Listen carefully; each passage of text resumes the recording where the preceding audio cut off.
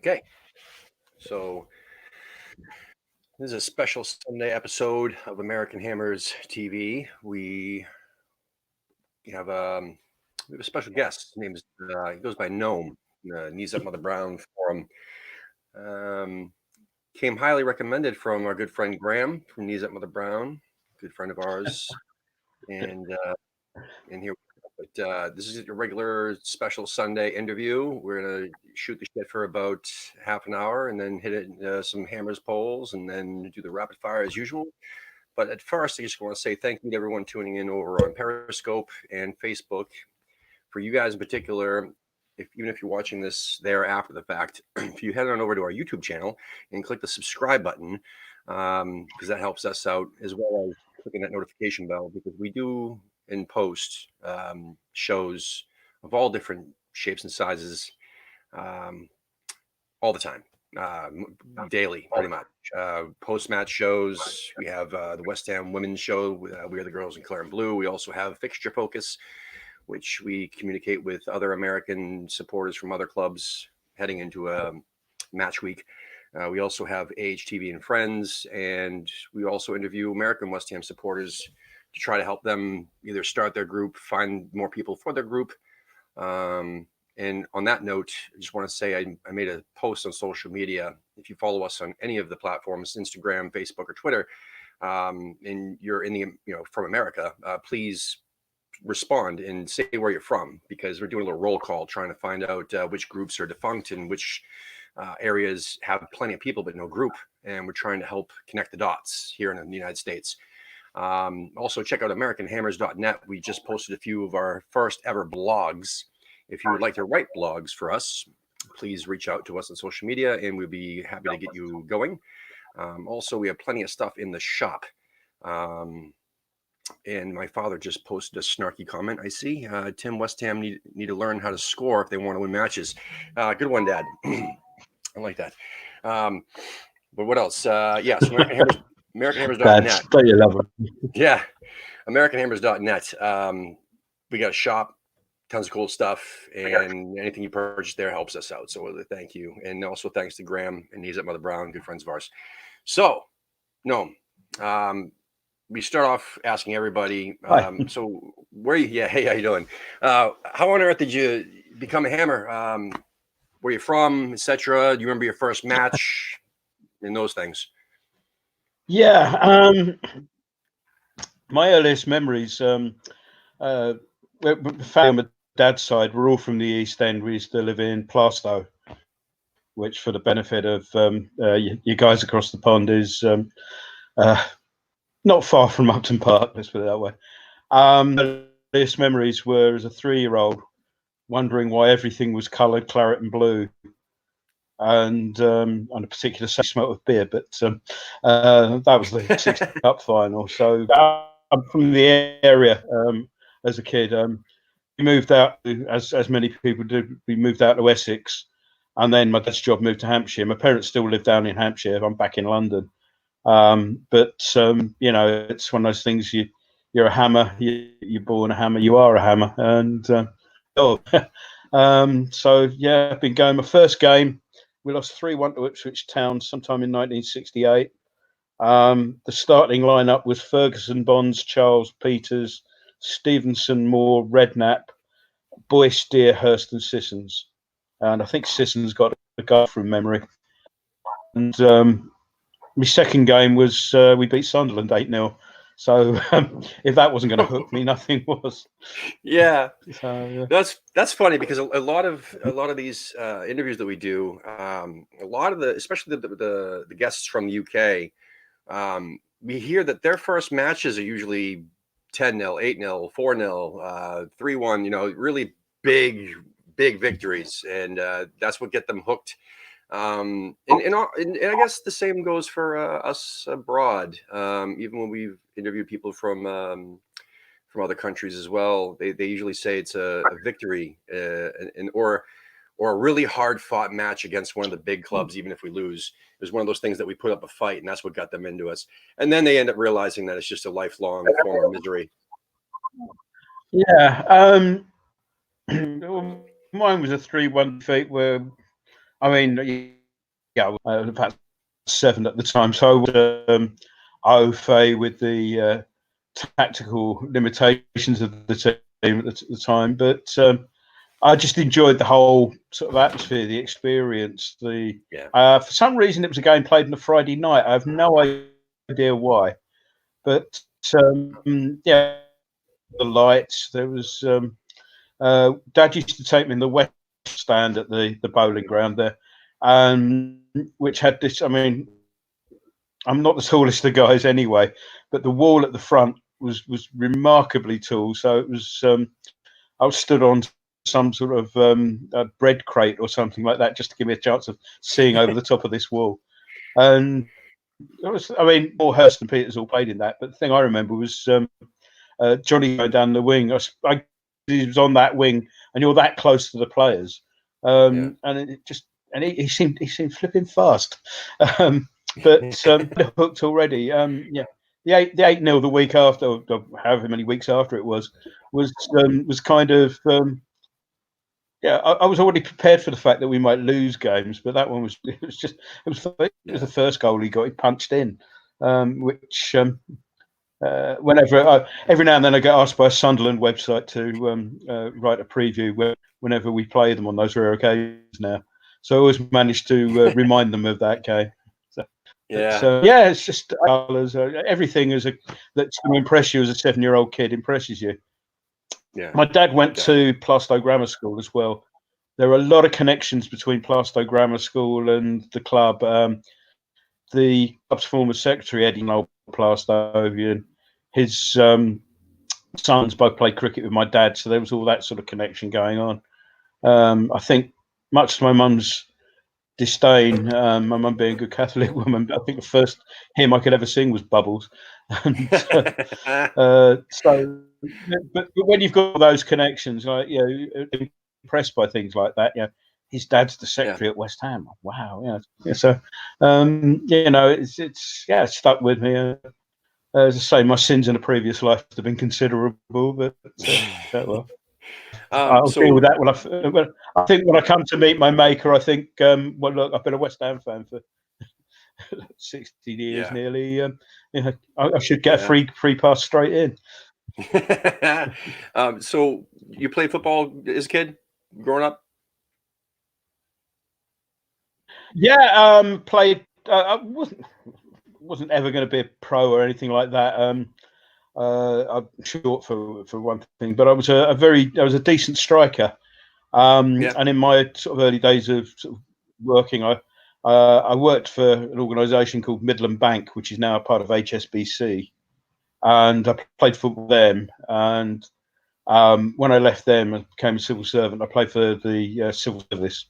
So two teams are very proud of having played for. Civil service can claim both Barcelona and Real Madrid amongst scalps that they've beaten over the years. Wow. And it's a club that's actually older than the Football Association. So still got some lifelong friends made from those periods. So growing up though, so I didn't think. Sorry. So growing up, then did you emulate? Were there any West Ham players that you particularly emulated or wanted to play like, or did you have some favorites growing up? Not really. Funny enough, I guess I was scoring lots of goals at the same time as perhaps Cotty, and that was kind of the player that I was. I was lazy as anything and didn't really get involved doing much in the way of defence. But I'd scored shed loads of goals. I was always seeming to be in the right place at the right time. So, as I say, I had a good friend of mine, Dave Craggs, who is immortalised by Preview Percy's Preview Alistair, the Geordie. He's was a tough, uncompromising defender, shall we say, and he was kind of like my minder. So if anybody kicked me, they find that he'd kick them. So it was as I say, lifelong friends made from that. So, but I think I was kind of that Cotty. Maybe I'd get a little bit more involved than Cotty did. I was doing myself a disservice there, but I just wanted to play football. Yeah. Real quick, I just want to jump in. The chat room is definitely It's definitely there today. I appreciate that. So I see Kent Hamers is in there, Tony Pearson, Charlie Walsh, Matt Howard, our good friend Gary, who's from Essex but lives in South Carolina now. And over on Periscope, I see Jamie WHU Steele. Thanks for joining us today. Appreciate that. So yeah, you've obviously been through quite a few relegations for the club. As a supporter, and Yeah, you could say that. do you feel that we have a chance? Do you feel that the club's doomed? Do you think that we've turned it around?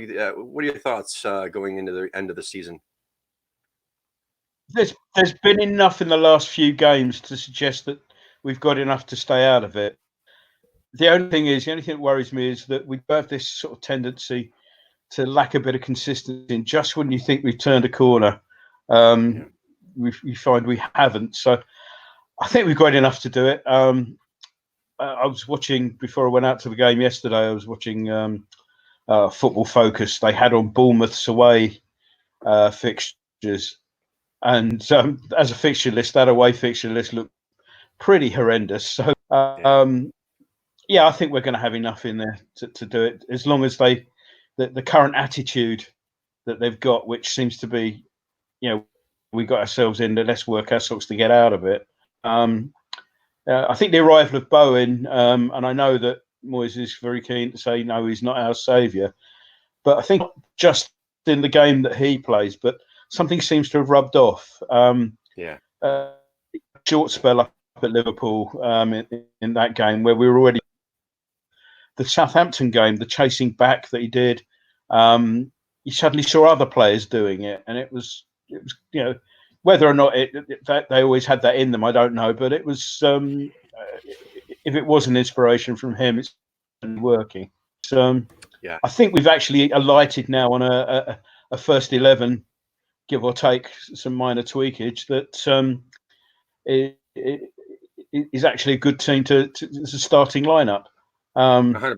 Yeah, I agree. I agree with that. You're right about Bowen, though. That's the first time in ages. As I say, just somebody willing to work. Yeah, I mean, look at him. He's spent most of his time in the Championship. Suddenly, he's now in the Premier League. It's a chance for him, and it's there's two ways you can go with this. You can do this sort of, well, I'm here, let's enjoy it while I'm here, or you can sort of say, well, I'm going to grab this chance with both hands. I'm going to make the best of it as I can. And he's certainly. And I think also the right back position, young Jeremy Ngakia, and I hope that's how you pronounce it because I'm terrible at pronouncing it. You're right. It's got to the stage now that if Fredericks were fit tomorrow, Fredericks for me would be on the 100%. Because again, he's a joy to watch because he's clever. He works hard. He's good in defence. If he does lose the ball, and it's happened a couple of, suddenly you find he's got back again. Exactly. And he's a good prospect, and he's not looked out of place. And if he can keep that progress up, sadly, I think we'll be selling it to somebody bigger in a few years' time. But no, but I don't see. And again, it's one of those things that. Go ahead. After you, Tim. No, I was just saying, Ngakia, he doesn't seem like the player that would go where his development would go backwards.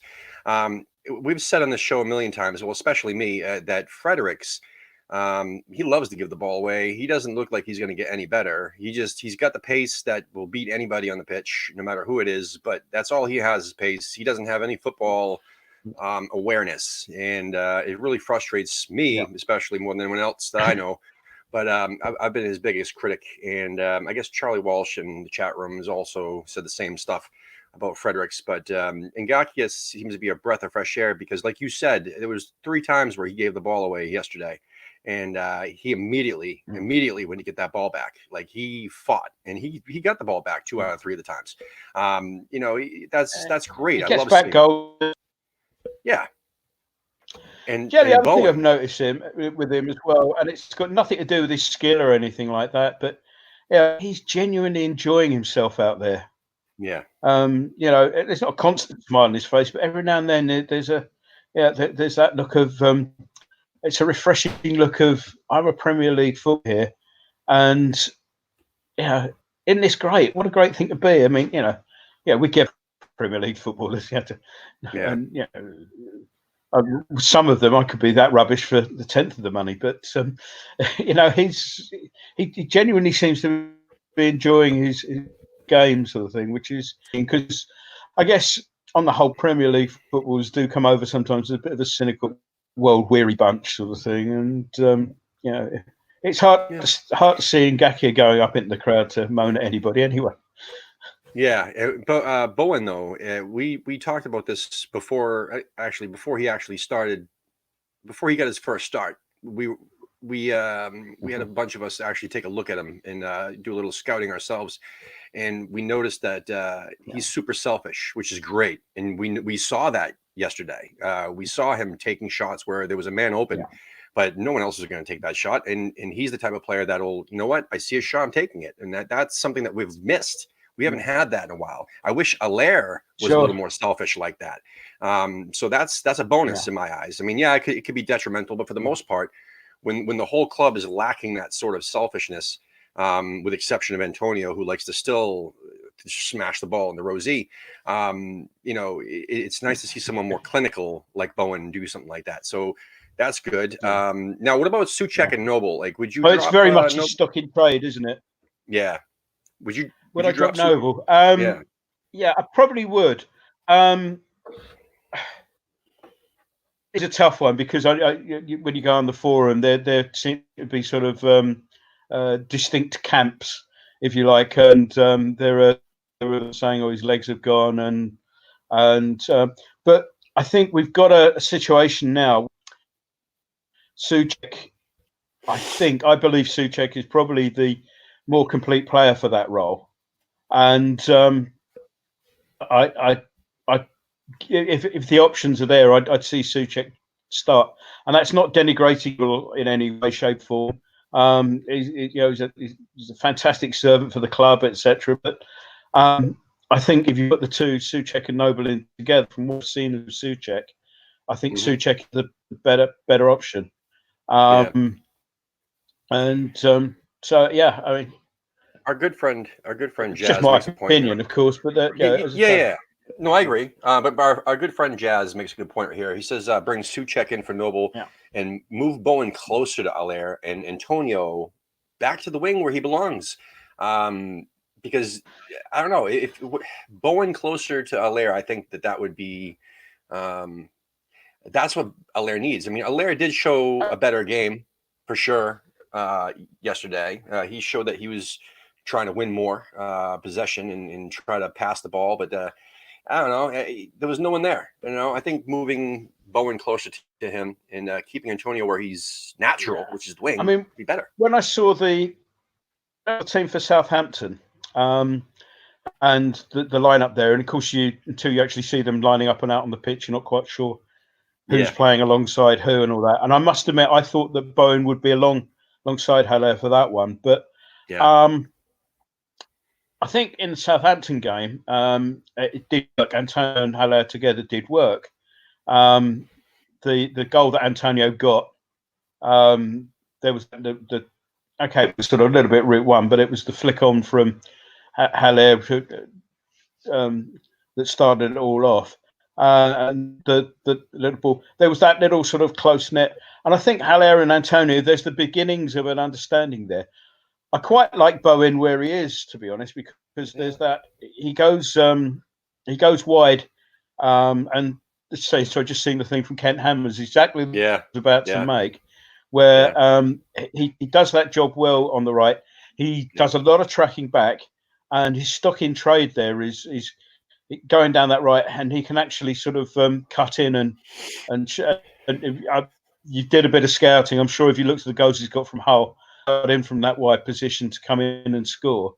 And I think I'd leave it as it is at the moment, personally. Yeah, I can see how it's been. Next LA might be slightly more mobile and add a degree of subtlety and with the best one in the world. And Antonio, I love the guy, but he's not the most subtle of players, is he? No, and And that's I the can see where problem. that might be, but I think we'd lose. That's the problem that everybody has. I think we'd Is lose that they what love. we keep doing this. No, it's okay. They love Antonio too much. Like Hammers, we love Antonio so much that we forget that he's not technical enough to be playing a technical. I mean, so here's the thing: against a Southampton or against a Burnley or someone like that, I think Antonio would be great up top. You know, he's brutal. He's got brute force. He's super quick, and it doesn't really matter what he does with the ball at his feet. You know, but when you're playing a team like Arsenal or I don't know, any team that's technically sound in the back, I mean, we need to have someone more technical like Bowen up top. That's what I was saying. I But don't they know. I love him think we'd too lose much. something if we. Yeah. Yeah, I think we'd lose something by bringing Bowen in. And you say that, but yesterday, one thing we were really sort of missing was yesterday, and that had little to do with Antonio's technical limitations as a sort of a battering ram or other. It was just people not putting their foot through the ball at the right moments, and or yeah. Another day we'd have won that 3-4-1 if the connection. So no, I'll screw with you. I keep Antonio there for the time being. Yeah, I mean, There, I've and spoken. I know. Yeah, everybody's got different opinions on this because it's a crucial time in the season sure. and whatnot. But Tommy here, I mean, I tend to agree with him. He says we can't have Antonio up top fluffing chances, and that was the whole point.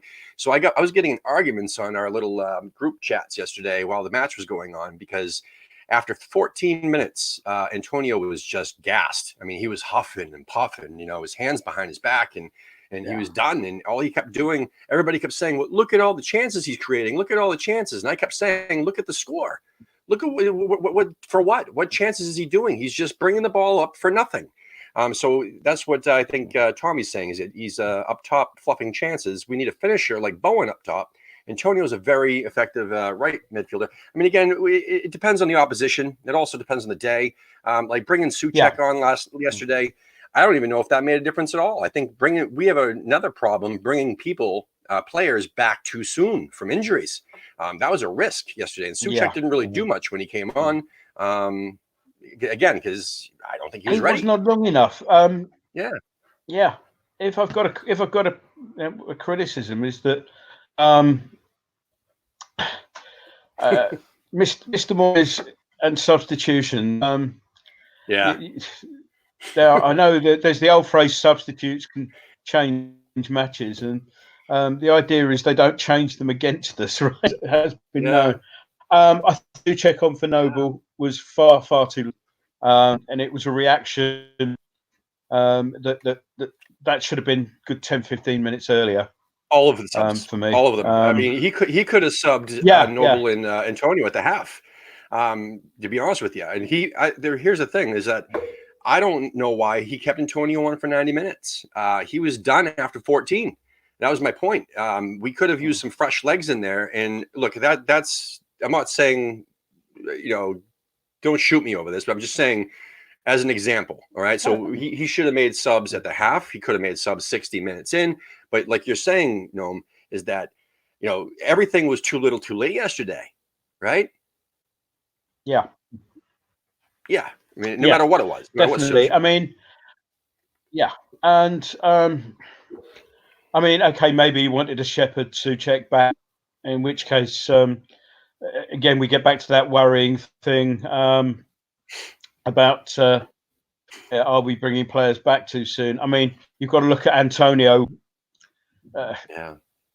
He missed a long while. He came back, and then 2 minutes later, he's clutching his hamstring again. He's out for another long while. So, Fredericks, what's the other one? Fabianski. Fabianski has. Listen, I know we need him more than anybody else. We need him more than anybody else that was injured. But at the same time, I can understand. That's a bad injury. Periods watching Roberto, I'd have brought Fabianski on a stretcher rather than Roberto, I think, at one point. Oh, yeah, sort Okay, of wired I up to know. a life support machine. But again, he hurt himself. Remember, like we I brought mean, him no, back. Burnley away. No, I was up at Burnley away, and an ex-girlfriend lives up there, so I had lunch with her, and she was giving me a lift to Preston after the game, and got in the car. Guys lost it again. And I said, well, we had a keeper who gave away 3 goals, and I explained the goals, and I said the third one, he threw the ball into his own net, and she said, "No, you're joking me." I said, "No, definitely." Anyway, said goodbye. I got on the train. I got home, and I got a message from her, and she said, "I broke the habit of a lifetime. I've watched Match of the Day. You're right. He did throw the ball into the back of the net, and it's it was not good watching that game." No, no. And watching the Liverpool Bournemouth match yesterday, it made me realize that you know what, I don't know if Adrian, basically a lot of people were saying that if we had Adrian still this year, if we didn't let him go, then we never would have lost all those games with Roberto. But if you saw how many times he came out of the box yesterday against Bournemouth, they almost lost that match. They could have lost that match Yeah. yesterday. He made some blunders. I mean, He's made plenty of blunders. We've all got a big soft spot for Adrian, obviously. Oh yeah, and West Ham. yeah, But he's better than Roberto. I'll give you that. yeah. I guess, yeah. But Yeah. I mean, he was never going to stay. I mean, his original plan when he left was, I'm obviously number 2 here. I want to be number 1 somewhere. But then when Liverpool start throwing money at you with the promise of you playing a lot of European, and then of course your number 1 goalkeeper gets injured after game 1, then you're Adrian. You're going to grab that. So I wish him all the best. I should explain. Me too. We met Adrian years ago. He was he got the Brown Best New Signing of the Season award one year, and Graham and I were when the club was still talking to us, were allowed to go and meet the players at training and give them a little trophy, and they filmed a little piece for the end of year podcast that we were doing, the live thing. And most players have obviously got a bit of media savvy and they know what they're doing. And Mark Noble coming up with the standard, well, it means a lot because it's come from the supporters line that players always use. And we got Adrian walking down the corridor with his interpreter, and we got his interpreter explained he got the best new signing. Over the moon at this, and me award, and he was shaking our hands, waiting. He pulled out his phone, he rang his wife, and it was just so refreshing after the usual stuff. So, I've got he bought a load of a couple of crates of San Miguel lager for the press in Tottenham the week before, and I still have my can of San Miguel lager signed by him up on the wall over there. So, but it's just That's refreshing, awesome. I've won an award. No, he's a great dude. And the chat, I can't keep up with the chat room. The chat room is going bananas. Basically, there's 2 different points that they are questions that they have. One of them was being Yarmolenko being fit. Does he find his way back into the starting 11? That was from Forever Blowing Bubbles. I can't find the comment to pull it up. It's because they keep commenting and it's way up there now. But thank you, Forever Blowing Bubbles, for that question. So what do you think about Yarmolenko? I like the guy. I just wonder again about the injuries. I mean, obviously the one that he did that kept him out all of last season was a terrible injury sort of thing. So, and then he's come back and then he's disappeared. And I worry that we've got another Dyer or Wilshere on our hands there. I think, honestly, if swap Souček for Noble in the team that started yesterday, I think that's my starting lineup. I don't think Yarmolenko would get into that. But this is West Ham. If that's our starting lineup, we're not going to keep all 11 fit for more than 3 weeks at a time. So Exactly. yeah, he'd certainly be somebody I'd want around the squad. But as I say, I do worry about his fitness, and Yeah. the Kieran Dyer Memorial Ethereum that spent most of his hammer's life in. It's Yeah. I do wonder sometimes what they do with our players. I don't know. Yeah, no, it's scary. Another thing is that everyone keeps talking about our chances for the rest of the season, like what matches look like key matches for us, what where we can pick up points. Obviously, the end of the season looks really tasty. It looks like there's some points to be had there. It Yeah. looks like we could end up putting ourselves in a situation where that dictates us staying up or not. However, a couple people were mentioning that Wolves didn't look so good against Brighton. That could be a match where we pick up some points. I don't know. What are your thoughts? It's an interesting side, Wolves. They've not got the biggest of squads, and so a lot of games. And yeah, they've got European football in the Europa League or whatever it's called. And I think when they play us, which is that's why it's on Sunday, isn't it? So they've got a game. I think they've got a game on Thursday against Olympiacos, and I think they play then Olympiacos the following Thursday. And I think a bit of European glory. Obviously, they've got Champions League spot though, or Europa League they might be fighting for. But if you've got a cup dangling at the end of it, the temptation may be to sort of keep one eye on that. Not the biggest of squads. Excuse me. So I think actually, I've been telling people I'm convinced we're going to get 4 points out of our next two. Now, whether that's 3 against Wolves and 1 against Spurs or vice versa, Lord alone knows. But and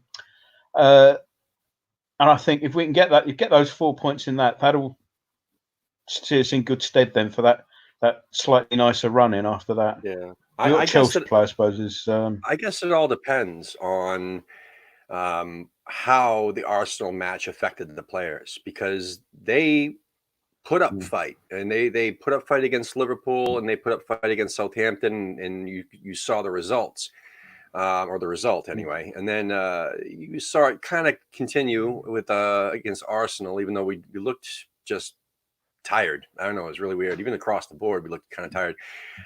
Now, will that have a negative effect going into Wolves because we lost so late in the game, or will it actually drive them to fight even I harder think against it'll have a Wolves? positive effect. Yeah, I think it'll have a positive effect because I mean we were unlucky against Liverpool. I mean, sort of yeah, true. Fabianski didn't have one of his greatest games, and you've come off that pitch, having taken it to Liverpool, really unlucky not to get a draw. And yeah, there are 2 ways you can go. You can sort of go, well, woe is me, and and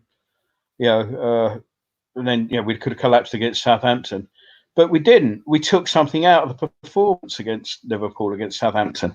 So I'd go for that again. I say that look, I've just showed them the papers. The Sunday papers here are full of how unlucky West Ham were, and show that look you've shown you can sort of be a better side than Arsenal. You can live with Liverpool. It's only Wolves. Yeah. It's psychology in there, and if I were any good at this, I'd be a football manager. But we've done it before. The Liverpool game, the reaction against Southampton from the Liverpool game was showed what it should be. So why shouldn't it be that again? No, I mean, because we go back a while, but that famous Great Escape season, and the turning point was the defeat against Tottenham at home. And well, it's a matter of we lost 4-3, but hang on a second, we can play for this, and that really did give the good kick, even though we lost. So yeah. Well, I mean, I don't know. I thought the West Ham way was inconsistency.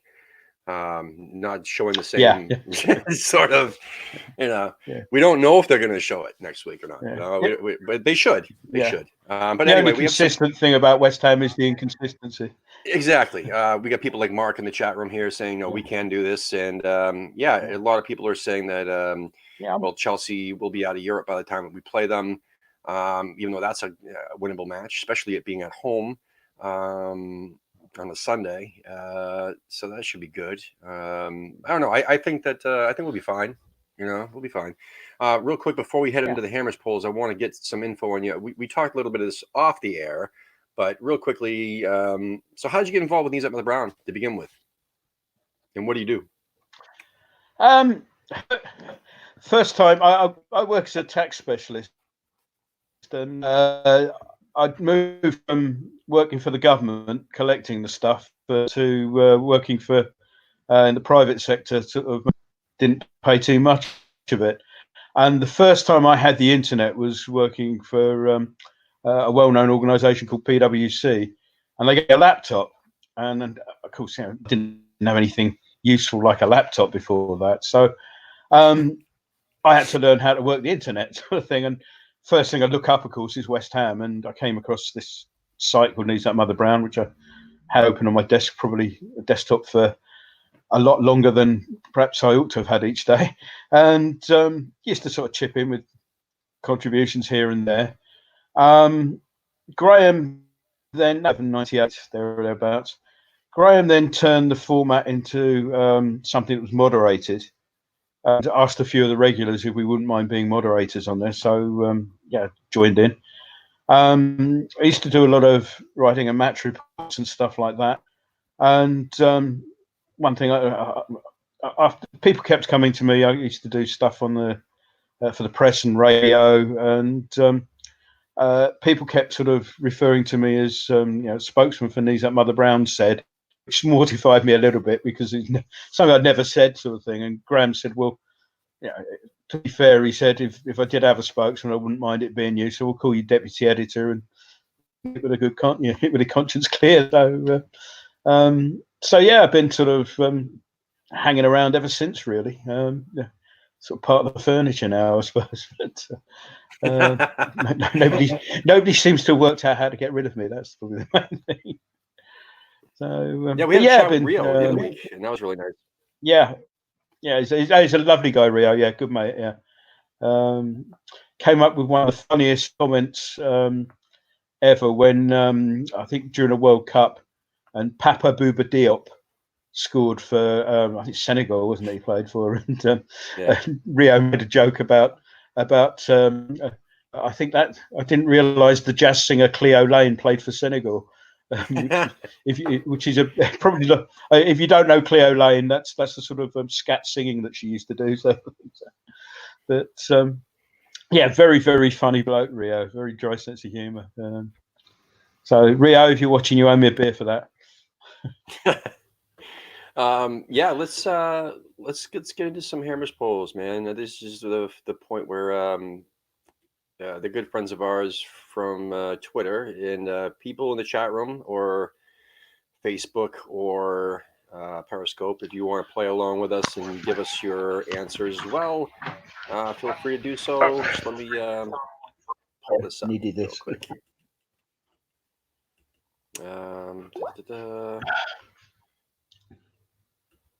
Let's see. I'm trying to find a good spot for us to start. All right. Here we go.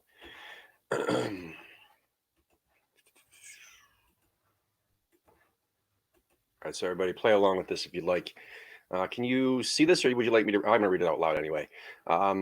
It basically says Wolves, Spurs, and the centenary stand in front of me. Here we go. I've got it now. All right. So it says Wolves, Spuds, and Chelsea are the next 3 games. We need some points. How many will we get? 0 to 2, 3, 4, or 5 points or more.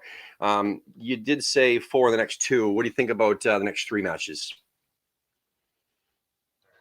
Will we get something against Chelsea?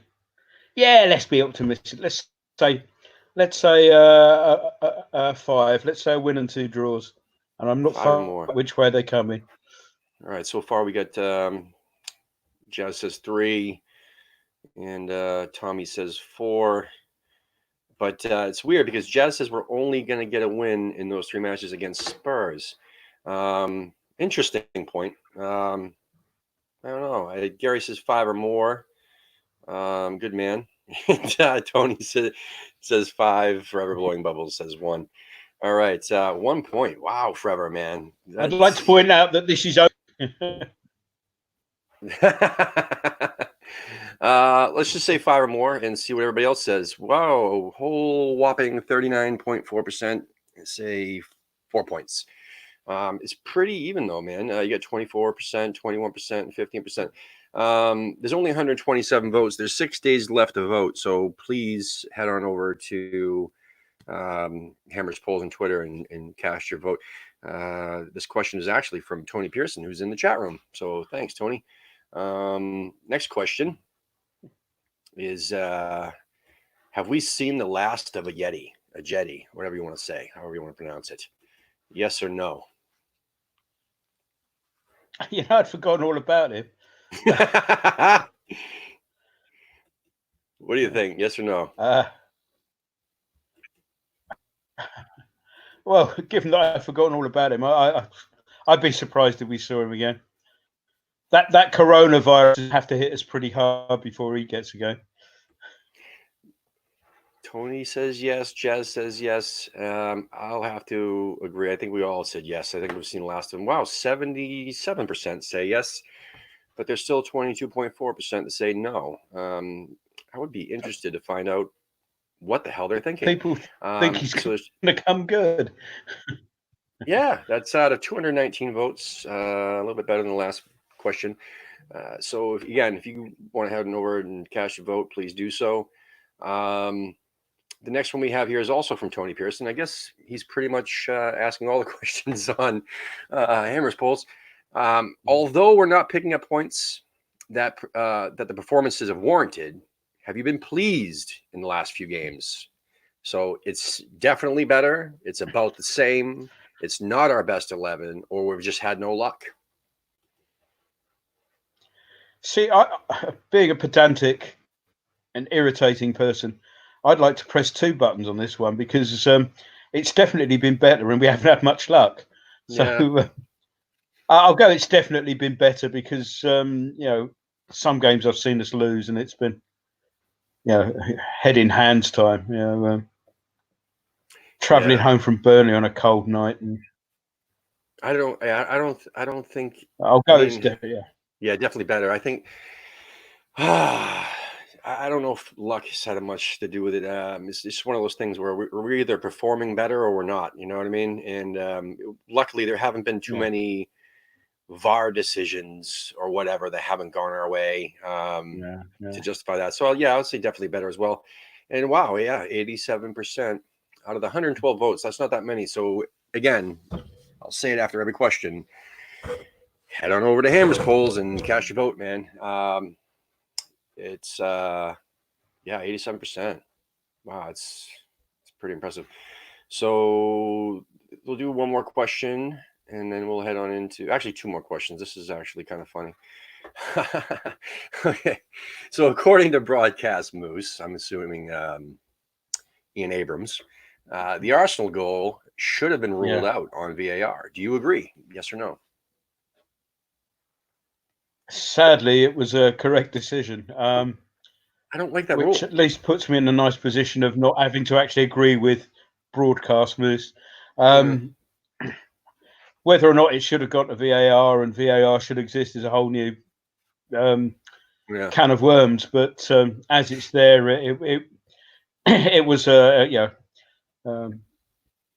it was onside. The 2 players that were involved were onside at all stages. I don't like unfortunately. That. I don't like that rule. I mean, I basically I thought it shouldn't be like if anybody is offsides. I mean, anybody's across the line, right? It doesn't matter if it's involving the player or not. I mean, that's a whole nother discussion. I guess. I go back a long way.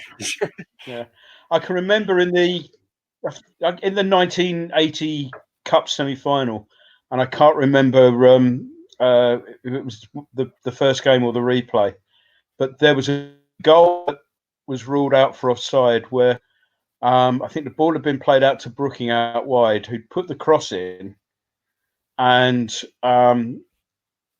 somebody buried it, and Brooking was ruled offside, having been stood on the goal line outside the goal, but in offside position, and it was ruled out. Now, that was the archetypal. He wasn't interfering with play, had no bearing on, but he still got ruled out. I think there has to be some form of involvement. I mean, maybe if you say something like somebody's offside in the 6-yard box, is automatically deemed to be in the goalkeeper's line of sight. I don't know, but the whole thing with VAR is that English referees are rubbish, and it's English referees who are in charge of operating VAR. So if you saw the Burnley Spurs game, loath though I am to criticise a goal that goes in against Spurs, but I think it was young McNeil handled the ball in the build up to that, and yet the goal was allowed to stand. And we've had Declan Rice, we had Antonio, goals have been ruled out in similar circumstances, and it just seems to be sort of a whole mess as to when it's applied and when it isn't. And Liverpool, of course, have got their own rules over it. They, it applies when it suits them. Should be ruled out. No, it should not have. It's torn. So 58% say no, 41% say yes. That's out of 327 votes. That's a pretty good one. That's a good one there.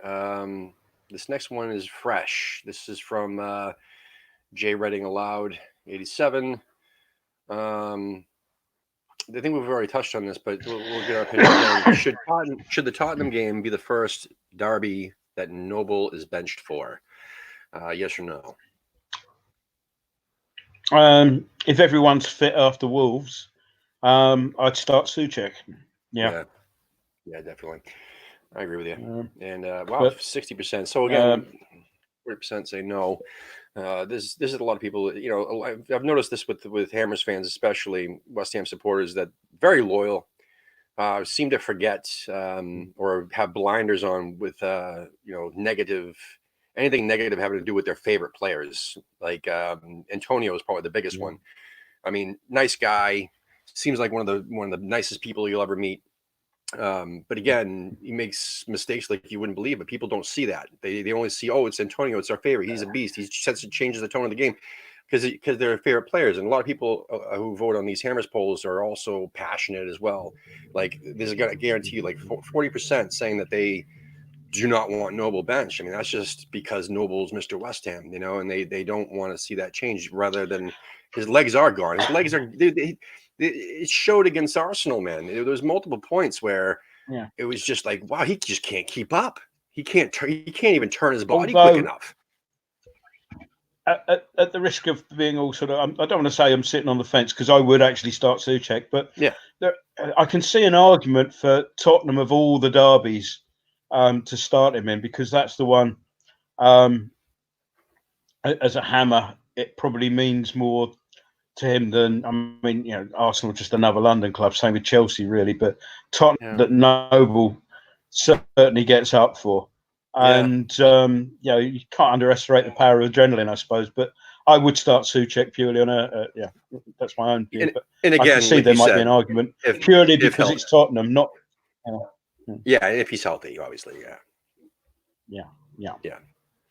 I mean, that's what the majority of the chat room are saying anyway. They're saying Souček. Yep. All right, so we'll do one final one, I guess, because we still have a little bit of time.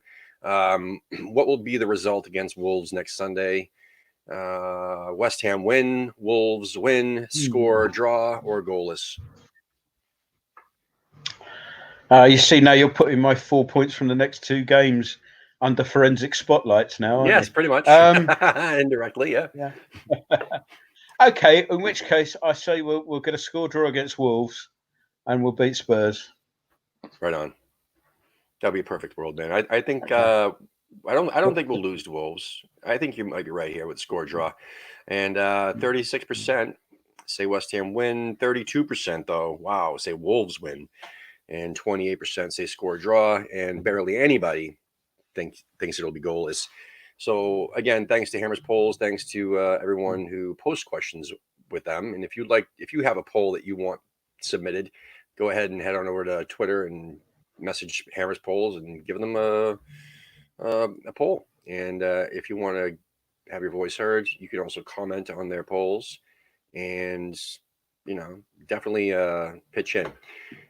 Good friends of ours. And with that, we're going to head into our favorite part of this show, which is the rapid fire questions. Now, these are the same questions we ask everybody. Some of them have, most of them have to do with West Ham, and a couple of them don't, just to throw you off.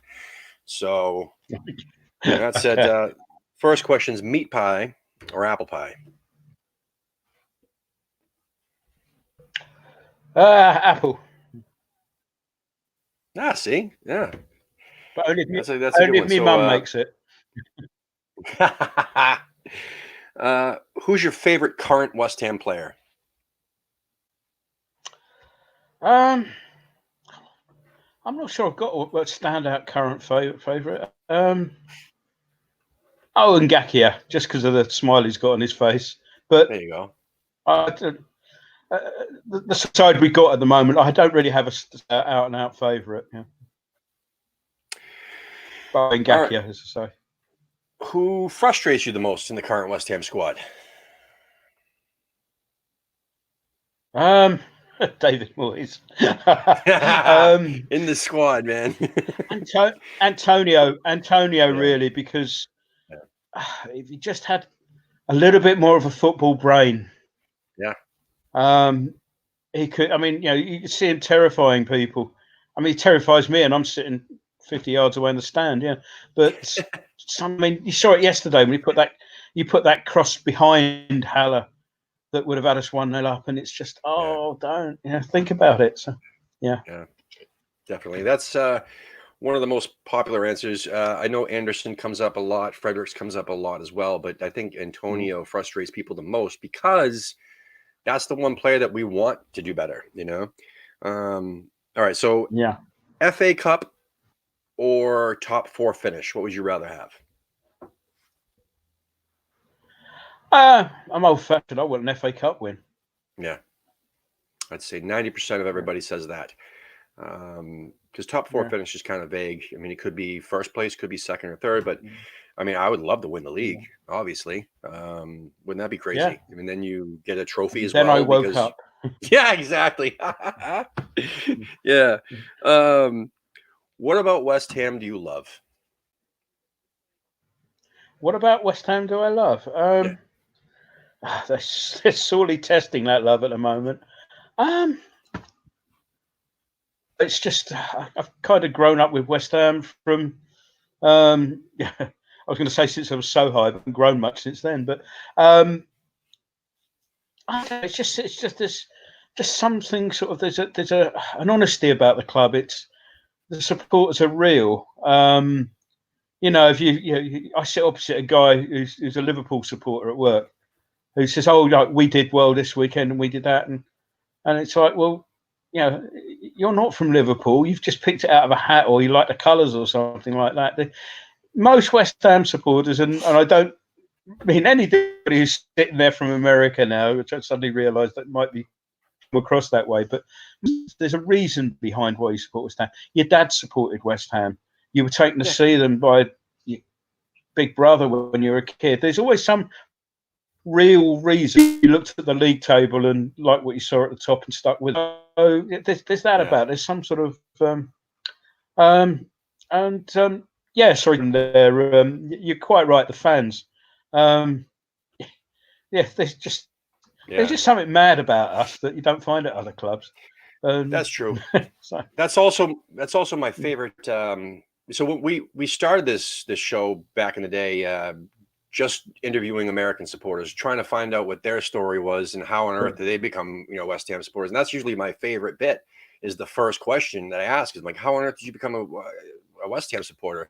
And hearing all the different stories, whether they be expats or their parents are expats, or they have lineage, or just because they watched Green Street Hooligans, or they watched some people got into it because they Yeah, well, watched there the is that, I suppose. IT crowd. Well, yeah, I know, but there's so many different reasons why they got into West Ham. But then whatever it Yeah. is, it keeps them. I mean, once you're a lot of these people, like I've met some of the greatest people all over the world doing this show. From Australia, we got Neil over there, that Germany and Spain and so on. A lot of people from England and Canada and so on. Brazil, whatever the reason is that they found West Ham or West Ham found them.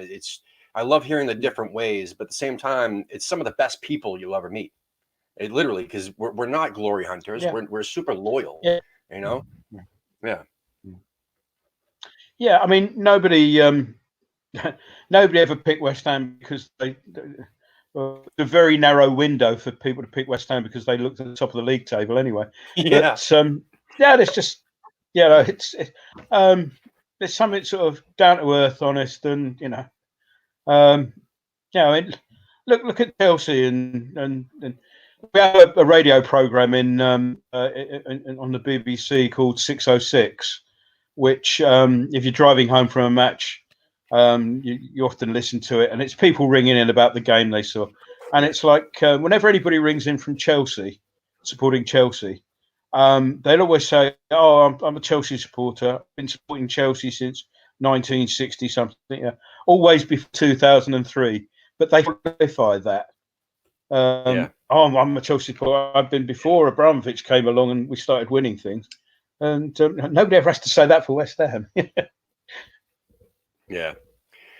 So what about West Ham do you hate? That's the next question. Hate is such a strong word. There's a lot of things I really, really dislike. I dislike the current owners. I'm not going to use the word over the top because it's from my point of view, but I dislike the way that the club is being badly run by the owners. I dislike the way that they've effectively declared war on the supporters. And Jazzwinder hates them, I see, but I dislike them intensely. I dislike the way they're running the club. I dislike that thing. I will say I'm not a fan of the Olympic Stadium as such. I wouldn't say I hate it, but it's still not home to me. It's a lovely stadium, but not for football. I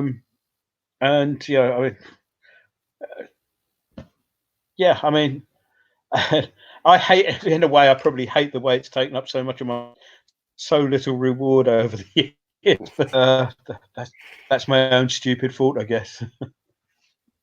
That's it in a nutshell. I mean, that same thing with your last answer. I mean, those are pretty much the most common answers. A lot of people, we hate the move, the fact that we were kind of forced to move, I guess you'd say, even though we didn't need to move. And it all comes back to the owners as well, and the mismanagement and so on. But what everybody does love is, again, the supporters, the fans, the family. All right. So next one is what sound makes you happy?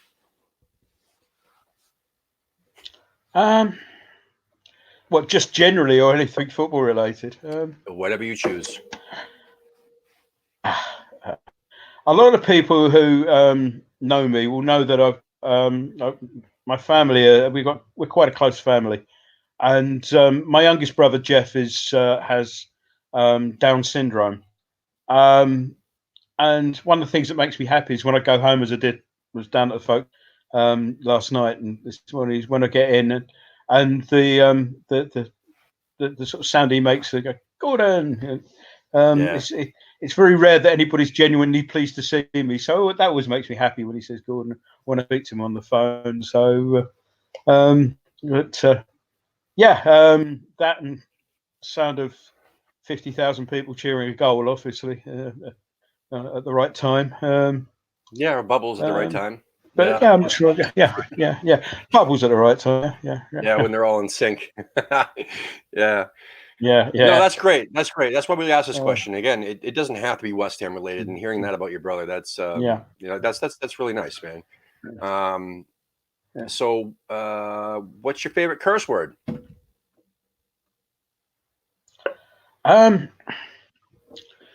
Now, I'm one who sort of used to not swear very much. So when you hear me swear, you know it's under some time of Yeah. great duress, Yeah. or I once got told off. I once had, when I was playing in my playing days, I once had 22 players and a referee collapse laughing because I sliced the shot horribly wide, and I shouted out "rats," and everyone just collapsed laughing because everybody else had been effing and blinded. Yeah. I don't think I've got one. I really tend not to use it. Use one. That's fine. You'd You don't probably hear have me to. say the F word under moments of extreme stress, but it's not, and that's not criticizing anybody who does swear or anything. It's just I just tend not to, so that when I Yeah. do, it's people suddenly, it's just so much more effective. What? Yeah. Didn't know to swear. I've been saying bastard a lot lately. With my, I just had Yeah. surgery on my shoulder on Monday, and Oh, yeah, I heard. Yeah, is that right? yeah, yeah, oh yeah. It's getting better, obviously, slowly, but now I'm starting to try to like do more things to help stretch it out, and I'm like, oh, you bastard, yeah, it Yeah. definitely hurts. But what team do you love to beat? Just one. The usual. I love beating Tottenham. There you go. If I had to pick one, it'd be Tottenham. If I was allowed one on the side, it'd always be Liverpool as well. Those guys get away with complete and utter murder, and Yeah, yeah. yeah. But I picked if I had to pick United. one of those, I mean, yeah. Champions Millwall. League final last year, Tottenham versus Liverpool, Oh, gave us no chance whatsoever. I know. Yeah, No, who I do know. you watching that? I saw I people was trying always to. tempted to see if there was an episode of something else on the telly. I know there was a lot of people trying to say, "Hey, I'm gonna. This is the one day I'll root for Spurs, or this is the one day I'll root for Liverpool." And I'm like, "How can you just don't even watch it, man? Just don't even watch it." I couldn't root for either Where was club. coronavirus when you needed it? Yeah. Name a. This is one of my next. There's only two more questions left, by the way, and these are my two favorites. Okay. Name a player, past or present, that epitomizes West Ham in your eyes. What I've seen, or Or just when you think West um, Ham, like what player is the one that epitomizes West Ham to you? I go back long enough to have seen Bobby Moore play in the flesh, but I was a bit young to appreciate him. Really, I knew he was good, knew he was special because I knew he was good and special because Dad told me he was, and everyone on the telly tells you he was. And so I'm actually going to go for Trevor Brooking. That comes up a Because lot, believe it or not. there was, it's the fact that he was such a skillful player. He was a joy to watch, and he was at a time when I was more appreciative of the different subtleties you get in football. And yeah, I mean, somebody put up Billy Bonds, and arguably without Bonds, Brooking wouldn't have been. Bonds was Sir Trevor's minder. Yeah, Like when I played, I had David Craggs. Brooking had Bonds. So, yeah. but for me, Brooking, because and as I For me, say, I would probably come in the second best. Bonzo, bless him, lives probably about 400 yards from where I'm sitting. really? I live in the same locality of him. Oh Yeah, I wow. see him in the street very occasionally from time to time. He lives in Chislehurst, so yeah. That's why I moved here. No, not really. But Yeah, listen, Brooking comes up a lot. Bonds obviously comes up a lot. yeah, And I guess it's depending on the person, depending on the era that they started watching the club or following the club. Tommy yeah. says Mr. West Ham, Ryan Fredericks. No. And yeah, so some people would say Bobby Moore and so on, but I guess DeCanio comes up for some. I know, Savio. Carlos Yeah. Sanchez. If I were about If I were 6, 7 years older, I'd have gone Bobby. Yeah, and Julian Dix has come up quite a few times actually. Just his style and his passion, for the club. But yeah, I mean, it just depends. So that's why, again, we love asking these questions because everybody gives different answers. Now, the final question is my favorite, and well, someone did mention James Tompkins, and that was Foshizi, a good friend of mine, and that's because he knows as well as I do that's my favorite West Ham player of all time, and I'll forever hate Slaven Bilic for selling him and not giving him the playing time that he deserved, and so on. Anyway, the final question is: if you could take a time machine back to experience anything to do with West Ham, when and where would you go?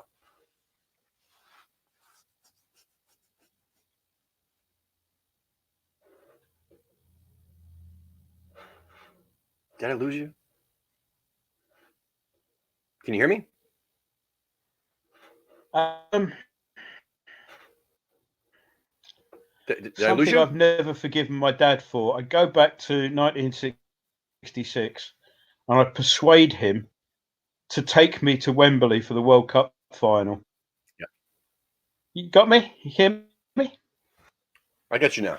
I lost you for a second. Sorry. You hear me all right? Yes. I can hear you fine. Okay. Yep, you're good. Hear me all right? Yes. Yeah, can you hear me okay now? Yeah, definitely. Ah, you got me now. Yeah. Okay. One thing I've never forgiven my dad for was he blagged a ticket for the 1966 World Cup final. And I'm sure just a little bit of forethought, he could have snuck a 5-year-old in somehow. And he didn't. So I'd take that time machine, go back, and we're going to win until you sneak me in. So I can die on it. He didn't. So I'd go there. That comes up a lot. We've heard everything Got me from again? Yes. We've heard the last game of the Boleyn. We've heard the 64, 65. Right? Yeah. We've I don't know if anybody can hear me, but I think we've got a few connection problems here. No, it's okay. You're there, are you? You got me all right? Definitely. Well, I want to thank you so much for coming on today. I really appreciate it. I hope you had fun, and I hope everybody in the chat room had fun. Looks like you did. I'll definitely. We're going to be back tonight with a weekend review show with Lee, and I think Joss will be there, and Liam from Fresno, and Danny. It's the longer delay. We will definitely. We'll be back tonight, so make sure you stay tuned for that. And thanks everybody for watching. And I will talk to you off the air real quick, Gordon. All right, come on, you Irons.